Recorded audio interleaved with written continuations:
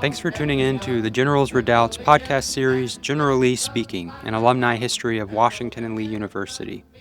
This series is all about our alma mater's unique heritage. Join us each episode as we discuss the critical characters and events that transformed a small Scots-Irish academy into one of the premier institutions in America. Hear from alumni, students, and professors as they share their experience and perspective on these moments, and most importantly, understand why we must still instill current and future generations of generals with a passion for Washington and Lee's past. I'm your host, Kamron Spivey, recording from the Charlie Kirk Memorial Podcasting Studio at Fancy Hill. Hope you can visit us sometime soon.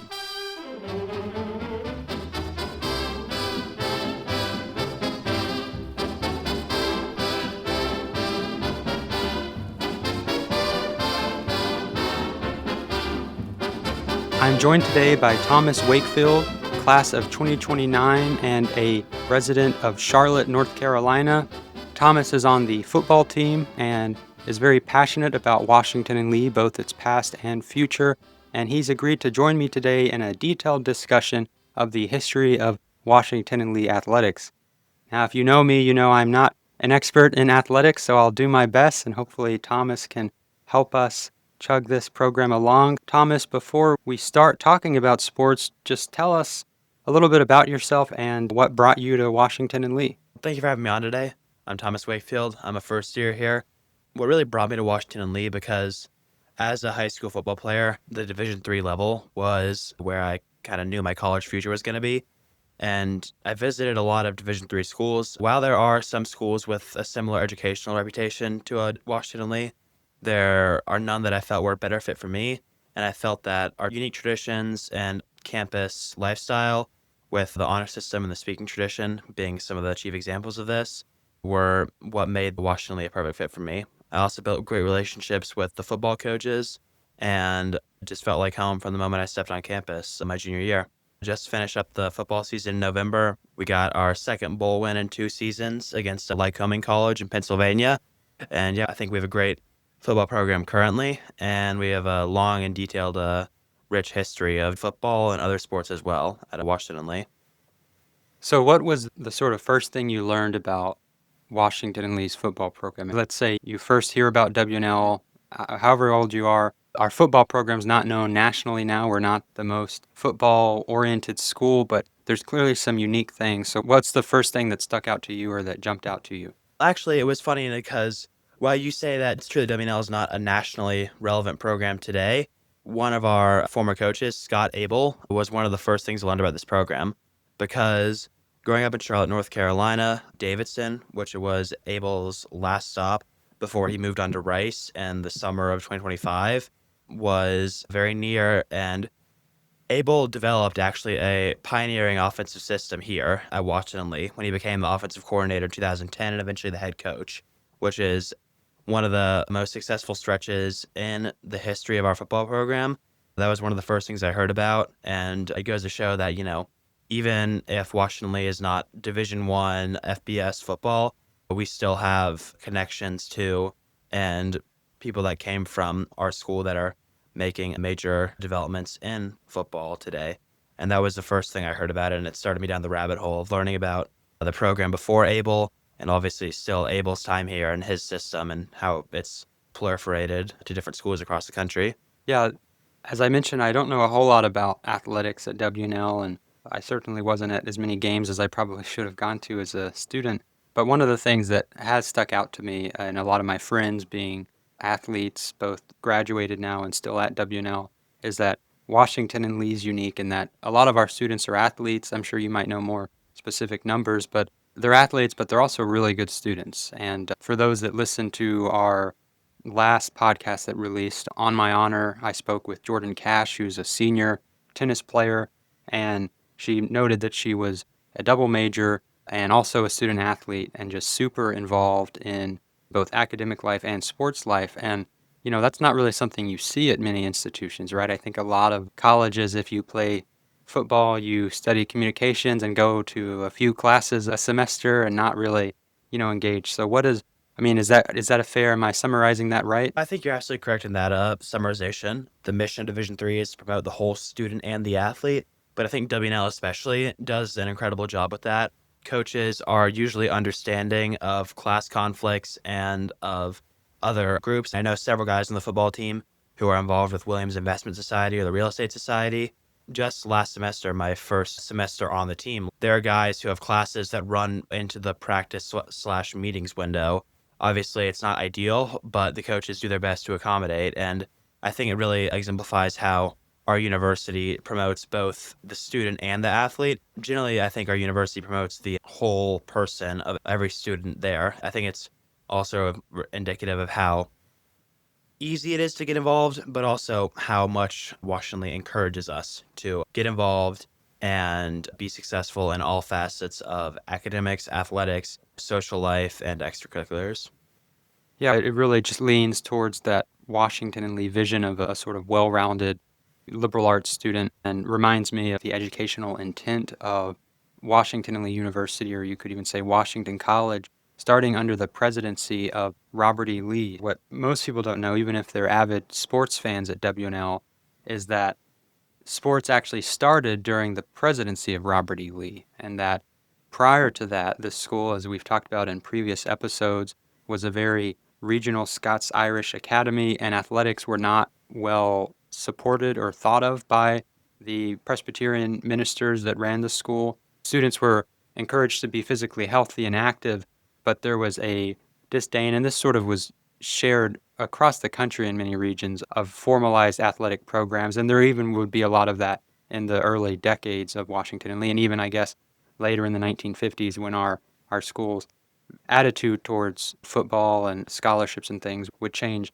But one of the things Lee really understood as this progressive visionary in education was that a good student is involved in a lot of things. And you could have a student who excels in academics, who really works hard, but also is very involved in sports and athletic programs. So I'll just start with my little brief history from what I know about sports at W&L. And I guess I'll ask, do you know what the first athletic event at W&L was? I believe it was rowing, right? Yeah, rowing. And I don't think, do we have a rowing team anymore? I'm not sure, actually. I don't think we have a varsity rowing team. Yeah, I think when I think of rowing, I think of a very old sport that not many people Yes. do anymore. I know there was that movie that came out several years ago, in the last decade or so, about rowing during World War II, and there was some team, it was some sort of paddling movie. It was supposed to be like a war movie. So rowing, kind of a less popular sport now, but I'm going to read a little segment here from Ollie Crenshaw's General Lee's College. It gives a good introduction to the changes that occur at Washington College under Lee's presidency. And this excerpt comes from page 237, describing from the Gazette, what's now the News Gazette, on May 12, 1869, describes a race of 1.5 miles over a course extending from Clifton, which was the residence of Colonel Johnston, who was a professor, to Bend the River and return. The balmy day and the interest in the contest allured many fair ladies from the city to grace and witness the scene. Under the wide-spreading sycamore at Clifton were General R.E. Lee on horseback, presumably traveler, Colonel McDonald of the VMI, Professors White and Johnston of Washington College, Colonel Ross, and others. Several turnouts with ladies and children collected near this spot, among them the fine, stately team of Professor White, drawing his family carriage. Higher up the stream were General Smith of the VMI, Professor Nelson of the college, and Captain David E. Moore. Captains Henderson and Brooke of the VMI and Professor Walker of the college were in skiffs. So, for those of you that don't know anything about university history, that's a pretty stacked list of names in Rockbridge County. It's pretty much every leading figure in Lexington at that time was at this game. This, again, was in 1869. So Lee and others are actually attending this early sports competition, and the story goes that Lee really enjoyed it and had hoped to see more. Of course, he dies the next year, and rowing will continue. I don't think there's many games today that would draw out that large of a crowd of pretty much all the top educators at the school. And for that to be the case in this early sporting endeavor really shows how sort of enthusiastic the college administration was. Certainly in 1840, you would not have had president of Washington College and, superintendent of VMI show up and observe all of these on a day. So I think that reflects a pretty immediate change in the approval or explicit approval of athletics. And we talked about this in my last podcast from Generally Speaking with Neely Young, who knows a lot about athletics himself, and we didn't get to cover it much in the program. Under Lee's presidency, there's a lot of changes to the institution, a lot of growth, fraternities, and academic changes. The honor system develops quite a bit under his time. And the question is always, how involved was Robert E. Lee, right? I mean, he wasn't in the southmost dormitory on the South Hall when Kappa Alpha was formed, but it's assumed that he approved of it, because if he didn't, then there wouldn't have been a fraternity. He could have easily shut it down. Same with the honor system. We don't know how directly involved he was in deciding, hey, we're going to adopt what will eventually become the single sanction, but his sort of tacit approval is there. For athletics, his explicit presence is there, right? I mean, he's at these games, so clearly he supported academics as well as athletics and didn't see those conflicting. And so, do you feel as an athlete yourself that the school is very supportive of the programs? And do you have, when you go to games, do you see administrators and others in the crowds, or do you think that there's as much of a sort of investment in it? Yes, that's actually a really good question. I think that the university does a good job of supporting athletics at the level we're at. I mean, obviously, the financial support went away from that 70 years ago, but the support that exists for athletics is really, I think it's strong. Alumni support, especially, too. You know, we had a donation in the past year at Wilson Field for a new video scoreboard. Our workout facilities in the dark are very nice, up to date. Also, with support regards to like missing class practices, you know, the fact that we have an evening block of time, I think it's from 14 to 7 in season. Professors aren't supposed to schedule, you know, classes, tests, other events with respect to athletes to allow us to have time to practice. And then obviously, I don't know if you're aware of the university's policy for like away games and travel for away games, Mhm. but the policy is that professors are not required to grant students the ability to miss their class, but they are heavily encouraged to by the university. And the wording is, because I actually saw this a couple days ago while reading the syllabus for one of my classes, the wording is owing to the athletic department's commitment to the university's mission of educating the full person of its student, which I really do think speaks to how the university and the athletic department kind of work together in terms of educating and developing its students.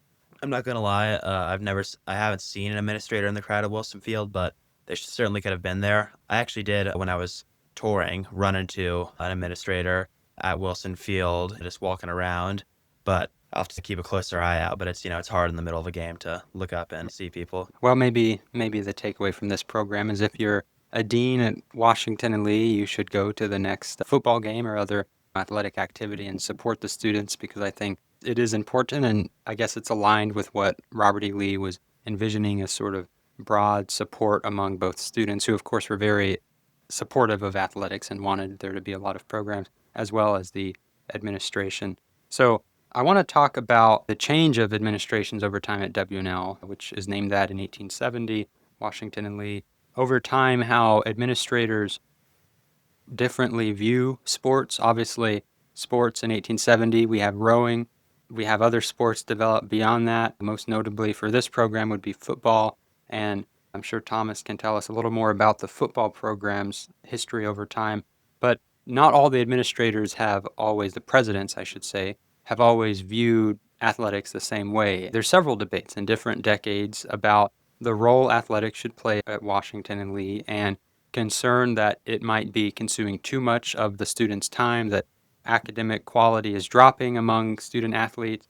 And so in the 1890s, there's a couple big incidents that spark a lot of debate, especially in the Ringtum Phi and local papers, about the football team in particular. I just want to point out and note a bit of the irony here. Under the presidency of Wilson in the 1890s, I think in 1897. His presidency is very short-lived. It's about a 3-year period. He dies in office, and it was a tragic thing for the college. But the football program develops during his time, and the football field is named after him still to this day. That seems ironic because if you read the history of football under his time, he's very critical of football and the program, and that's because of these two instances. One is when there's a brawl between W&L and VMI cadets regarding football in October of 1897. There had been a game, and This probably still occurs to some extent, but especially in the 19th century, there was always a lot of competition and sort of mocking, derisive comments made against W&L from cadets and vice versa.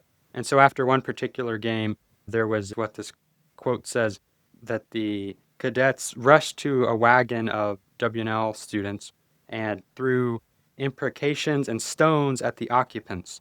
And so the driver whipped up the wagon and escaped, but other students were vehemently abused. So you had this brawl, and it sort of reflected this concern that was shared in the country at the time of these athletes. They're kind of getting in fights, and it's violent, it's an aggressive environment. President Wilson is very critical, and he sort of scolds both parties, as does the superintendent at VMI.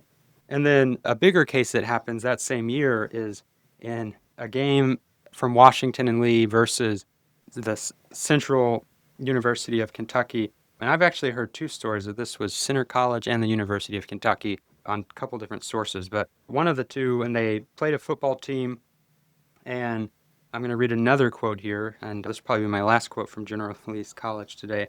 The W&L football team, quote, clandestinely took with them on their recent tour a stalwart young man, formerly, I believe, of the police force in Lexington, passed him off as a student, and played him as such in the match game at Lexington, Kentucky, and would have lined him up at Charleston against West Virginia University if Professor Humphreys had not hurried to prevent it. So they paid this guy who was a pretty big guy, not a student by any means.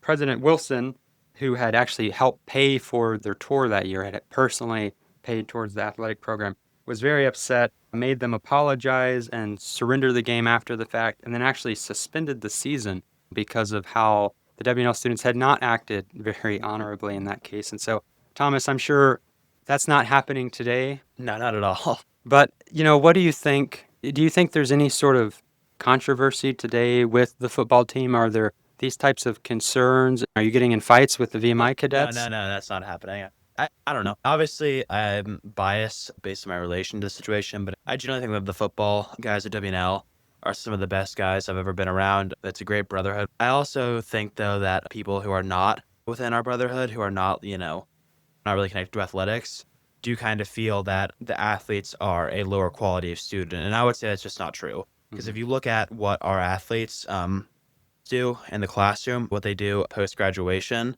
what they're involved in on campus, their groups, like I mentioned earlier, Wiz, the Real Estate Society.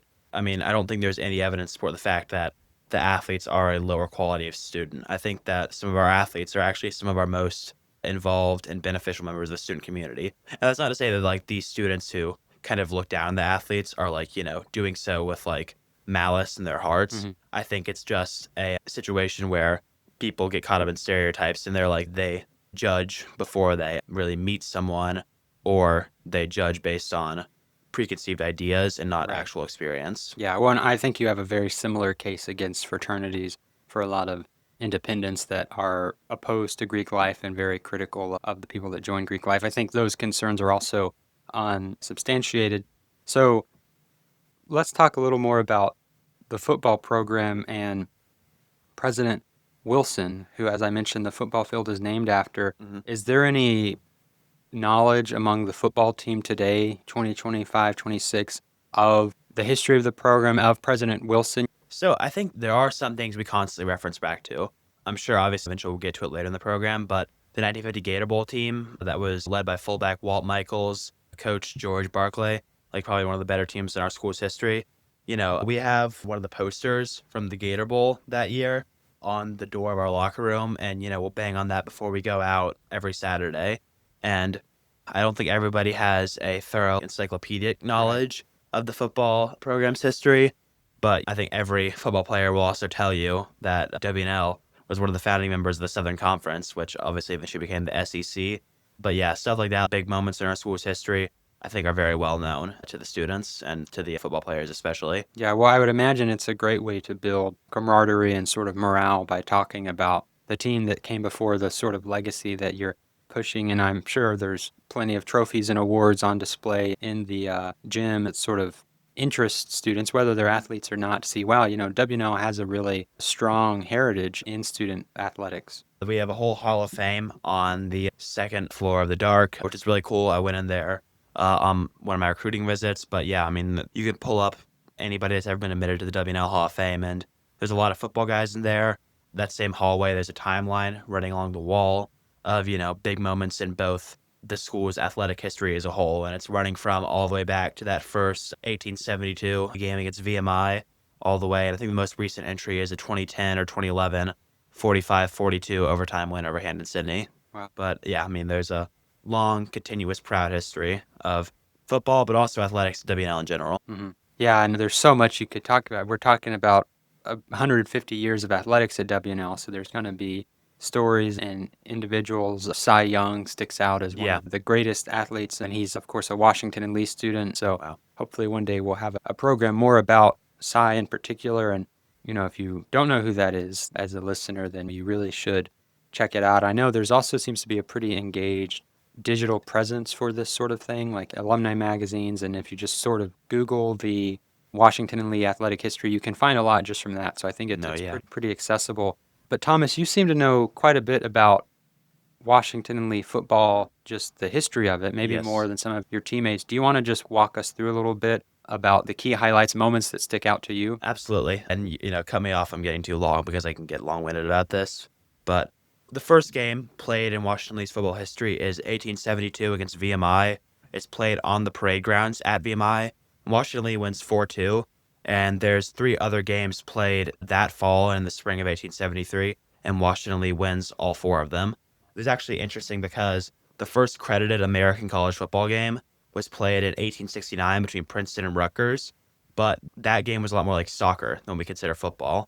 And the Washington Lee and VMI series of games in 1872 was played under those rules. Those rules included you couldn't carry the ball to advance it. There was a lot more kicking. Scoring was worth 1 point, not 6. The first true American college football game, what most would consider, was played in 1874 between Harvard and McGill from Canada. So W&L has really been around since the beginning, and that 1872 game was the first college football game played south of the Mason-Dixon line. So really a pioneer in every aspect. Well, if I can just add on to, I think the reason why we're a pioneer in that is that Washington and Lee University is one of the largest colleges in the country at the time. I think a lot of people miss this really important fact. When Lee becomes president, the school grows so quickly. And so in terms of, how many colleges are in the country in 1875, far less than there are today, of course, but we were one of the bigger ones. And so it would make sense to me that we would have, especially because of the financial resources we had, that we would have football as an early school. Yeah,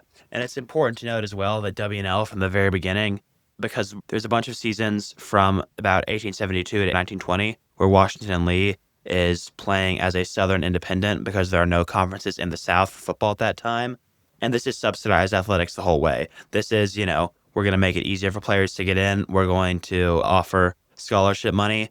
And there's a couple really good seasons in there. 1905, that team is credited as champions of the South. Not quite good enough to reach the national champion given to Chicago and I believe Yale that year. But that team goes 8-0-1 and is crowned as the best college football team against south of the Mason-Dixon line, champions of the South. Wow. And so that was 1905? Yeah, 1905. And I believe in 1914 is another very good year. They go 8-3-1. And they're a very successful independent all the way up until 1920, where we join with about 19 other schools to form the Southern Conference, which will eventually become the SEC of today. And we compete in this Southern Conference from 1920 until we move down following the scandal in 1954. 1934 is another really good year for the program. They are the champion of Virginia and the Southern Conference champion. They beat South Carolina 14-7 to seal the Southern Conference championship. Probably the best year in program history is the 1950 season. One of Washington Lee's only All-Americans, Walt Michaels, plays fullback for this team. They go 8-3, win the Southern Conference again. They finished the year ranked number 18 in the Associated Press Top 25 poll, which is the highest ranking Washington Lee's ever achieved. They get invited to play the Gator Bowl in Jacksonville, Florida on New Year's Day. Funnily enough, Washington and Lee, in so doing, becomes the first school from Virginia to play in a New Year's Day bowl game. Unfortunately, for all of us generals, though, star fullback Walt Michaels gets appendicitis the week of the game and is forced to sit out. Washington and Lee loses that Gator Bowl to Wyoming 20-17. And the next year they go 6-4, but the next year is a bit of a downturn. I think it's 3-7. Then we're at 1954, which is where the university's football history really turns. And we'll get to that in just a second. Cool. I want to contextualize the university as a whole during this period. And I think the 1930s through 50s gets kind of overshadowed in university history. That is the presidency of Francis Pendleton Gaines, who I think a lot of people, myself included, would say he's one of the greatest presidents in university history and any university's history, frankly. And he started in 1930, would retire in 1959. So he's presiding during these pretty significant moments that you're mentioning. And I just want to talk about the Great Depression. This is talked about pretty thoroughly in Blaine Brownell's Washington and Lee history, continuing on from Ollie Crenshaw's. There's a good section dedicated to the growth of athletics during the Great Depression. The Great Depression hits very hard on a lot of institutions, including Washington and Lee, and there are a lot of pay cuts being made to professors, all sorts of professions outside of even academics. But one of the things that was debated by Dr. Gaines right on the eve of some serious financial downturns is how to address the athletic funding problem. A lot of the really good athletic programs at the time at other colleges were actually increasing the salary of their coaches during the Great Depression. This was to simply maintain the best coaches on the team. The thought was if we want to keep winning in athletics, which is during the Great Depression, sports are a big sort of comfort for people. You hear about baseball and people listening to the radio. And so sports are very important to American culture in this interwar period. There's calls at Washington and Lee to increase the salary of the athletic coaches, especially the football coach. And Dr. Gaines makes a very critical decision not to do that, not to raise the salary. And this won him a lot of respect among the faculty because the faculty's pay was getting docked, I think somewhere between 5 to 10%. Gaines himself took a decrease in pay during that period. And so he thought it would be very unfair to give an athletic coach more pay while the professors and others were suffering from pay loss. And I think that was a very principled decision to do. I believe it cost us our coach who left, but we were able to find other coaches. So I just want to say the 1930s, early in Gaines' presidency, there's a great show of honor and responsibility from Gaines and integrity on making the right decision. And I think that's going to be very important in how the 1950s plays out. And if I can also add on to that, the financial issue is a big problem for Washington and Lee because, like you said, this isn't the 1870s anymore. W&L is no longer one of the largest institutions of higher learning in the country because by the 1930s, the old guard of the elite college football programs, the Ivy League and these small private institutions had been replaced by these larger land-grant universities. Those are going to start after the Civil War and build up pretty significantly in the Exactly. next 50 years. Yeah. Alabama's winning their first titles in the 1920s. Notre Dame is winning a lot of national titles. Minnesota wins a few in the 30s. But the point is, these are all bigger schools. Most of them are big state schools. And as such, there's a major funding issue for Washington and Lee for their football program because the football program had for a long time actually subsidized a lot of other things at the university because it made a pretty hefty profit. But as we get into the 40s and especially the 50s, the football program starts losing money and it's making a loss year over year. And eventually what happens actually is Washington and Lee will play only 2 of their 10 games at home and then we'll go around the country playing games at larger schools because they're getting paid to do so and they're getting a portion of the tickets. Lexington, with its geographic location, can't attract enough people to Wilson Field for the football program to make a profit and to cover all the costs of these, travel, coach, scholarships for players. And so even well before the 1954 cheating scandal, which we're about to get into, there is a major question about the future of subsidized athletics at the university simply due to the financial burden it's placing on the school. It's hard to imagine Washington and Lee struggling to pay for something now luckily, I think we're in a much better position now. And thankfully, that's because of the great leaders that have stewarded the university. So let's talk about this 1950 scandal. There's 2 big things that come to mind, and I'll let you give the narration of them. The one is, I think, the most infamous or inspirational, depending on your outlook, story about the football team and the honor system and what happens during that period where our team gets dismissed. And you can let us know, since you're a freshman, that they still narrate this story during the honor orientations. I remember it being mentioned when I was a freshman, and then I would read more about it later. So that's the one. And then the other is, of course, the athletic scholarships. So why don't you tell us about both of those? We just talked about the 1951 Gator Bowl, which was, in a lot of respects, the height of the program.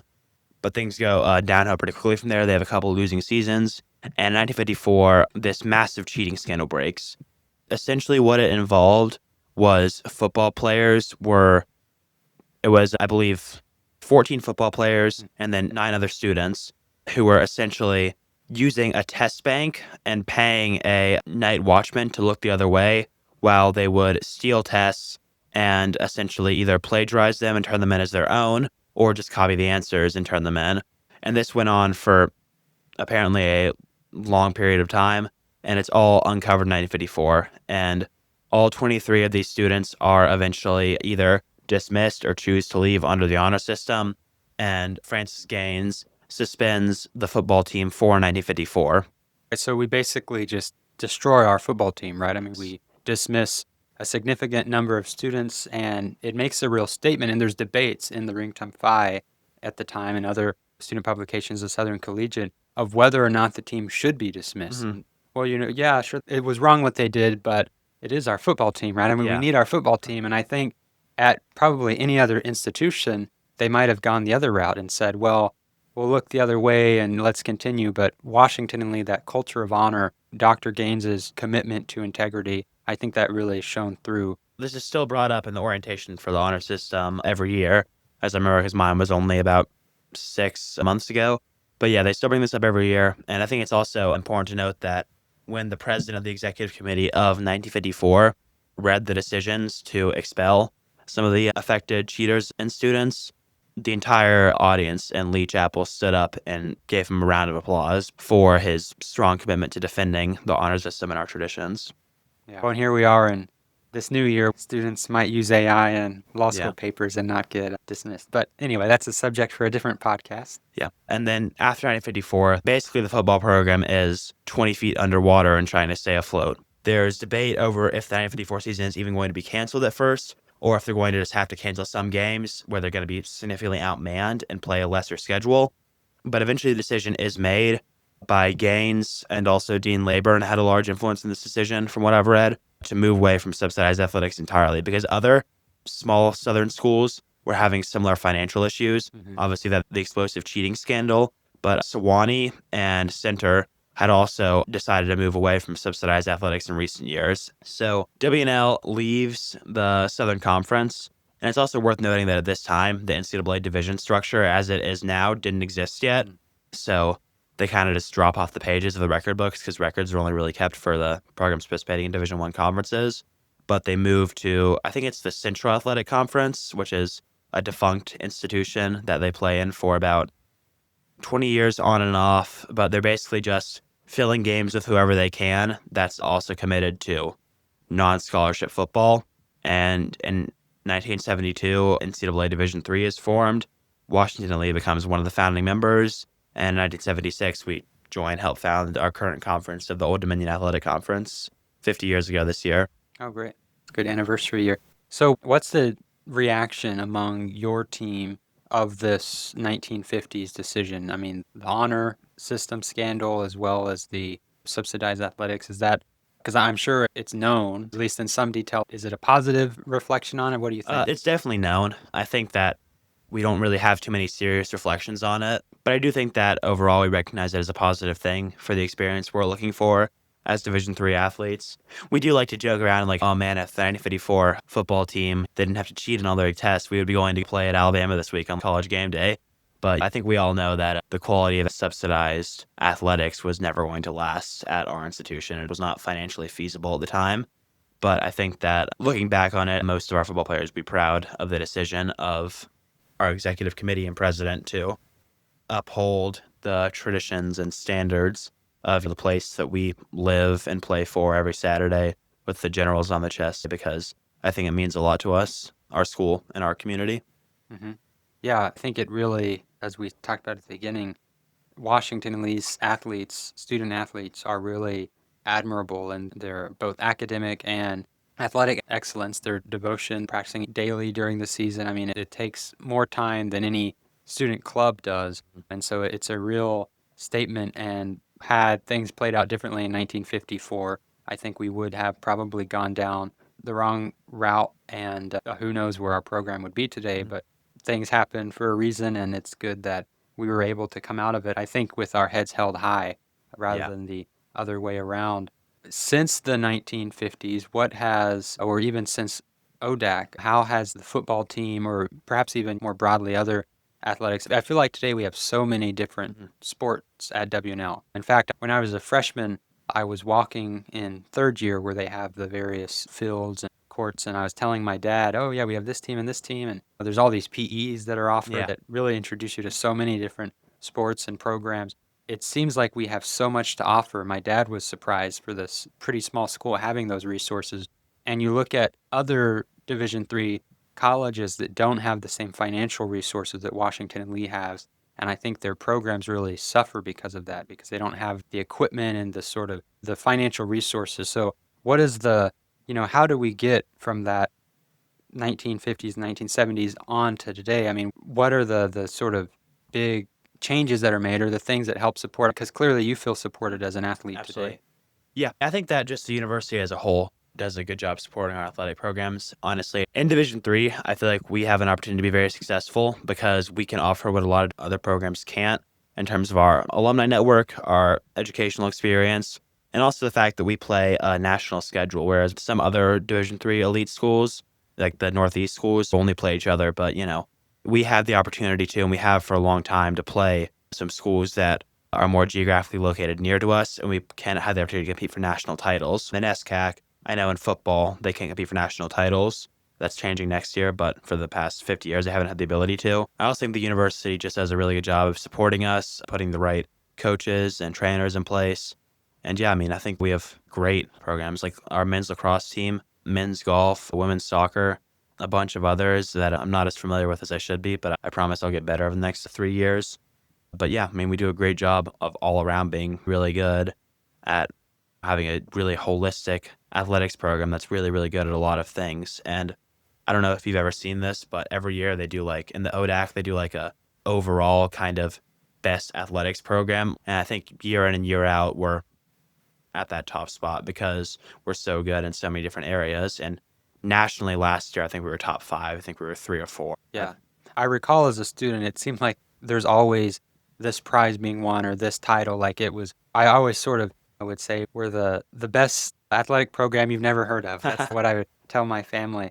And, a statement on the resilience of the team to sort of evolve so much over time from the 1872 game to today. I think who we need to credit most, aside from just the financial resources by the school and the good coaches, who's made that possible and sort of sustain that, and that's the alumni. That really, more than anyone else, if you go to any athletic game, it's the alumni that show up in droves to watch. And that's the case for athletic programs at other schools. But there's some alumni that really care a lot about sports at W&L, that support the programs, that recruit. And I'm going to call out one of them just because I know we both know him. Jay Dorman, who I always say is sort of the prime example of a Washington and Lee general. I mean, he bleeds the colors of the Generals, and he does so much to promote the football team. For you as a junior in high school, when you first are learning about the W&L football program, what role did the alumni play in that? Yeah, my first exposure to W&L was when I visited the summer before my senior year. I think it was like a week after I wrapped up my junior year. I mean, obviously, the campus speaks for itself. The tradition, you can just feel it baked into the bricks. But I met Mr. Dorman when I visited for a game the fall of my senior year. He has all of his ODAC championship rings on. He gives the whole spiel, and like, there is nothing that can sell you on Washington Lee if you're not already sold more than his passion because he knows what he's talking about. I mean, he believes it with every bit of himself. He talked about the honor system. That also struck me Mhm. because the first thing was not like, look at the rings of my fingers, how many games we've won or whatever. It was the first thing was how many schools in the country do you think are going to give you take home exams and nobody's going to cheat on them? How many schools in the country do you think you're going to have this level of trust and ability to build a relationship with your professor because they know the type of person you are, because they know the type of person this university attracts? And then obviously moved into talking about how generous the university is with financial aid, which obviously is made possible in large part by alumni donations. But yeah, I mean, I already pretty much knew I was going to be coming here when I visited, But that interaction with Mr. Dorman stuck with me and definitely was a factor in my decision, because why wouldn't you want to go to a place where someone can be that deeply enamored with it and believe it that much? It just speaks to the general alumni passion for Washington and Lee. That's why the Generals Redoubt exists. That's why we were able to be recording a podcast right now in a podcast studio at a historic home that was purchased, because alumni care so much about the values and the traditions that are so unique to Washington and Lee, that define and build character for Washington and Lee Generals. Without the alumni, you don't have the honor system. You don't have the sports programs that you have. I mean, the alumni support things financially, but more than anything, they support it ideologically by going out and promoting and telling their friends and people they meet, hey, you should come to W&L. The number of people Jay's recruited probably can't be counted Yeah. at this point. And that's just the amazing thing about the Washington Lee community. And it's what the Generals Redoubt really hopes that this podcast makes clear to people, is why it's called an Alumni History of Washington Lee, this program. And that's because it's the history that alumni are really interested in. It's the history, as I'm an alum, telling about. And this is just sort of the scraping the surface of athletic history at W&L. I hope we can continue more of these types of conversations going forward, but just keeping in mind how important every alum is to the perpetuation of Washington and Lee's values, and that the sports program is really one of those great attributes that we have to offer. Do you have any concluding remarks for us, Thomas? It's an incredible experience to be an athlete at Washington and Lee, and I'm grateful for everybody that's came before and helped make the current experience be what it is and how incredible it is for, I think, all of us. Yeah, it's refreshing that what sold you on Washington and Lee was the honor system, and I'm sure as you continue through your career here, you've got, I guess, 3.5 more years that you'll really come to appreciate it even more, and hopefully encourage more people that might be on the fence to make the same choice. So thanks so much, and thank you, listener, for tuning in, and stay tuned for our next episode to release in about a month. Thanks. Bye.